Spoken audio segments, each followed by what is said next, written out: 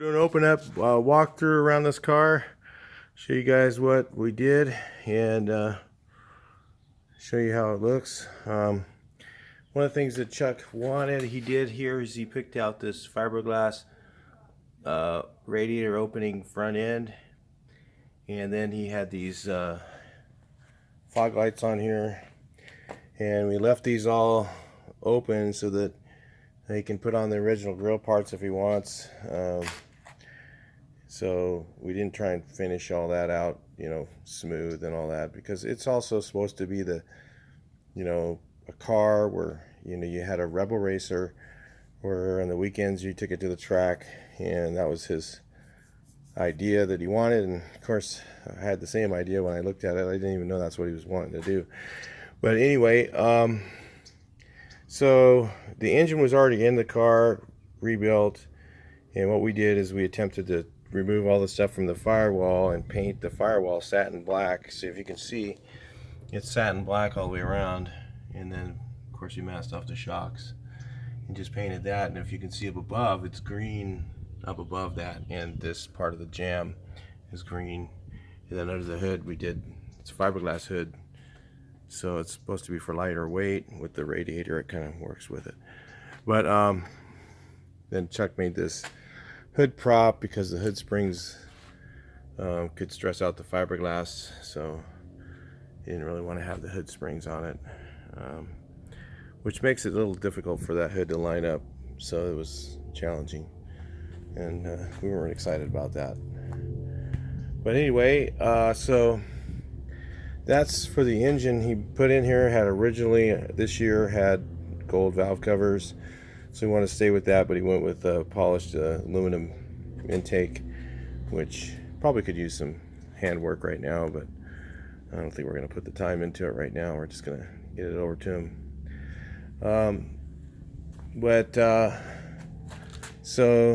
The story on this, again, if you guys are just tuning in, brand new, might want to back up and check it out.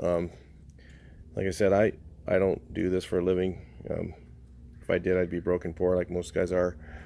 Unless you're charging 30-40 grand to do something like this, you can't make any money really to do these things. And to do a restoration, which is basically, we started out just painting it, and then he started handing me parts, and I go, oh, okay, I guess we're putting it together too.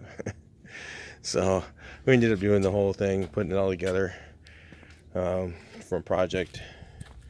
And Chuck has about 9 years into Parkinson's right now, and he's just about to the point where he's going to lose his mobility. So he desperately asked me to get this done for him, because he was, getting to that point. He's a guy that does a lot of stuff for a lot of people, so we want to make sure that, he got his chance to drive it. This has a LED dimmable dome light in here. That's something he had. And we also put the headliner in for him. This is TMI one-piece headliner. Yeah, I don't know, they're a pain in the ass, so just if you want to use one of those, I'd rather put in the Bode one. I could do that easier and faster than that one that's in there. So take a look at the back seat. These are original seats. I don't know if they've been redone, but they were in good shape, so there's no sense in doing them when they look like this. Like his little wood steering wheel I put in, got a little touch there.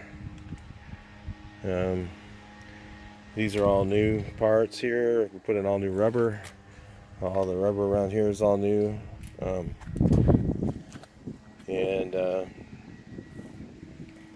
Somebody else had set this quarter, and we had to kind of reset it, but we didn't realize it was misaligned.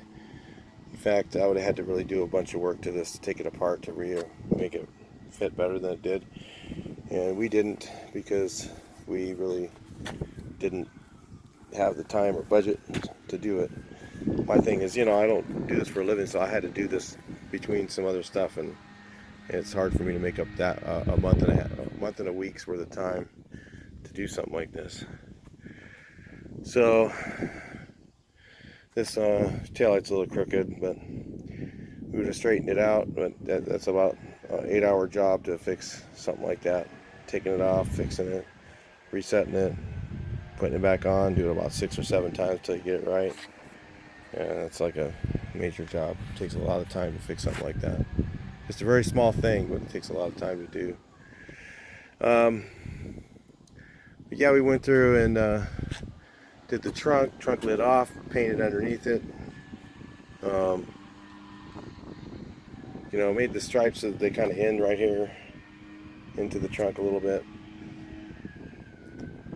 Painted the inside of the trunk. All this molding here is a real pain in the neck to put on because there's no clips or anything for that. It's all glue. It's not the funnest way to put in molding. You put in, these are all new down here underneath the car. It's all new.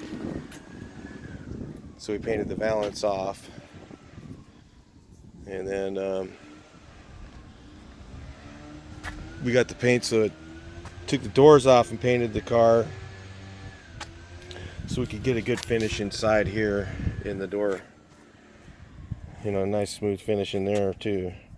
So our finish goes nice and smooth all the way along, and inside the door jams all the way around here too. And this is actually not orange peel. That's textured metal. Okay, so don't tell me I got orange peel in the door jams. I didn't. They were sprayed about as smooth as you can spray it. So, and Chuck had these mirrors, and he had these two things that looked like bars of soap. So we said, nah, he's a good machinist, and we pushed him a little bit, made him get on the lathe and cut out some new spacers for those, because they're larger mirrors, because he has a real tight area where he puts the car in. So he wanted to have mirrors where we could see out, because those original mirrors, if you ever look at one of those in a Mustang, they're terrible, really bad. So got the wheels on here, and pretty cool.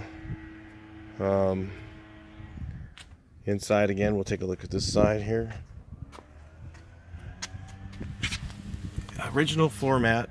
Yeah, it needs a little bit of something on it to make it a little prettier, but I'm not sure what to put on it. Maybe brake fluid or something. I don't like Armor All. So we actually painted his glove box door too, because it looked like you could see right through it. It looked really bad. And then it's funny, those LED lights are going new, new, new, but they don't do that in person. The inside door trim, these things are a pain in the ass to put on. You have to stretch the metal. They don't fit really good. Original door handles, new TMI door panels, and even things like this here. If you look here, originally it didn't have a grommet, so we added one. It's a nice and clean, tight. All new rubber here, and felt sliders. All these parts here I had all hand riveted on. So it's a lot of work. It's really a lot of time to put one of these together. It's not like some of the other cars.